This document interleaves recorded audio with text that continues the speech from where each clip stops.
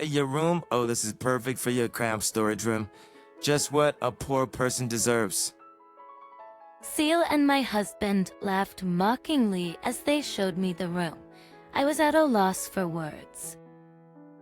I trusted Seal and decided to renovate this precious home. How did it come to this? If only I had been more cautious. If only I had doubted Seal more. Regret was pointless. The damage was done. But this isn't my fault. It's all on Sil, who deceived me. Excited to take matters into my own hands. My name is Sissy, a housewife in my 40s. I live with my husband and Sil. Originally, my husband and I lived with my in-laws, but a few years ago Sil, who had divorced, moved in, saying she was lonely living alone. Eventually, my parents-in-law's health deteriorated and I couldn't manage their care alone, so we had to send my parents-in-law to a nursing home, leaving me, my husband, and Sil to live together. When my parents-in-law moved to the nursing home, I had a big fight with Sil. This house is mine, inherited from my father to live with my parents-in-law. Now that my parents-in-law are gone, wanted Sil to leave. They can't kick her out now. We've lived together for so long. So I had no choice but to continue living with Sil. Why did I want to kick her out? Because she's been unemployed since her marriage. She doesn't even work part-time, just lives off money from my parents-in-law. I've never seen her contribute to household expenses. I can't keep supporting her. That's why I wanted her to leave and become independent. But my husband didn't take kindly to me wanting to kick out his sister. Our relationship worsened after that incident. I blame it all on Sil. If she were a decent person, things would be different. Still, we've managed to live together. But Sil doesn't help with anything. She doesn't contribute money, so the least she could do is help with chores. But she just lounges on the sofa all day. Sister-in-law, please do some work. You can't just lounge around forever. When I say this, she yells, "Don't criticize what I do. How dare you, being just a wife." She hates it when I pose her even though she does nothing all day. If you don't like it, why don't you leave? Why should I? You should leave. This is my house. I'm not going anywhere. If anyone should leave, it's you, sister-in-law. And so our relationship worsens with each argument. My husband always sides with my sister-in-law. Whenever she tattles on me, he says, "What's your problem with my sister? Just because you own the house doesn't mean you can act all high and mighty." Living sandwiched between my sister-in-law and my husband is unbearable. I've been racking my brain to find a way to kick my sister-in-law out, but I can't come up with a good plan. What if I grow old and still can't mend my relationship with my sister-in-law? What if I have to keep putting up with her unemployment? The thought keeps me up at night. My husband sides with my sister-in-law, so I have no one to confide in, and my mental health is deteriorating. I thought about consulting my parents-in-law, but ever since hearing they were enjoying their retirement, I hesitated to burden them with my problems. She suggested renovating the house. The house inherited from my father was showing its age and had some issues. I had been meaning to fix it, but hadn't found the time. When I told my sister-in-law, she said, "Leave it to me," and offered to find contractors. My sister-in-law had never shown initiative before, but knowing she was thinking about the house changed my perspective. Maybe this was an opportunity for her to reconsider her actions. So I entrusted the renovation to my sister-in-law. At first, I kept an eye on her, but things started to look suspicious. She found contractors that were suspiciously cheap or known for shoddy work. When I questioned her commitment, she fake cried and complained to my husband. He misunderstood and scolded me, saying, "How could you treat my sister like that when she's trying to help?" But from then on, anytime I confronted my sister-in-law, she threatened to tell my husband. He started to view me negatively and would scold me without even listening. I thought about canceling the renovation, but was met with strong opposition from both my sister-in-law and my husband. I thought about canceling the renovation, but both my sister-in-law and my husband strongly opposed the idea. Your precious home may be in serious trouble if things continue like this. I continued to work hard, even as new worries piled up. I was already stretched thin and started to feel the physical toll. I even used the time I didn't have to spare to look for a contractor. Eventually, I lost the energy to confront my sister-in-law. But when she suggested sketchy contractors, I'd say, "If you think it's fine, then it's fine. And it's fine." My sister-in-law seemed pleased and took over the entire renovation process. If you think it's fine, then it's fine. She'd say, taking over the entire renovation process. After spending a few days in a business hotel, I received a message from my sister-in-law saying the renovation was complete. The house looked surprisingly good and fit well into the neighborhood.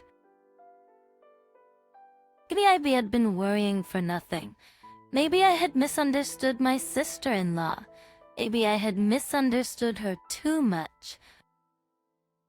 Just in reality, she's a nice person if you talk to her properly. So maybe we've just kept running into each other. I decided to mend our relationship. Let's try to make progress little by little and walk. Just aside, dearie, down the new hallway, sister-in-law, where's my room? I was tired from the hotel stay and wanted to rest. Your room? This is perfect for you, she said, stopping in front of a storage room. A cramped storage room, just what a poor person deserves. She opened the door to reveal a small dim room. I saw my husband laughing out of the corner of my eye. He must have known this would happen. You think I'd let a wife like you have a decent room? You're such an idiot, she laughed. My husband joined in. I was at a loss for words. Why did I ever agree to the renovation? If I had been cautious, if I had doubted my sister-in-law more, this wouldn't have happened. I regretted letting them have their way with the house my father gave me, and resentment towards my sister-in-law and my isn't surged within me. I felt foolish for thinking we could reconcile. My sister-in-law and my husband were hopeless. Fine, I'll leave then, I said and turned around. Hey, you just gonna walk out on your home like that? This is your family home, isn't it? Yeah, if you leave, this house will be ours, fair and square. Hearing this, both of them gasped in disbelief. It was unbelievable.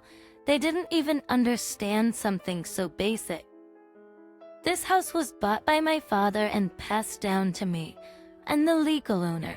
It's my call whether to sell the house or not. I have no reason to own a house I'm not living in, so selling it is the obvious choice. You can't just do whatever you want. What about our lives? My sister-in-law retorts, her face turning red. Neither she nor her husband have any say in my decision. I don't need your permission. It's late now, so I'll contact a real estate agent tomorrow. I try head for the door again. They shot away, but I ignore them. Later, I move to a weekly apartment and start planning my next steps. My phone keeps ringing from my sister-in-law and her husband, so I block their calls. Idiots who don't even understand their own situation. How did they think they could live in that house? Did they imagine my parents-in-law bought it for them? My parents-in-law aren't wealthy. Even if they passed away, they leave only a small inheritance. But despite this, my foolish sister-in-law and husband seem to be under some delusion. This is a good opportunity to set them straight.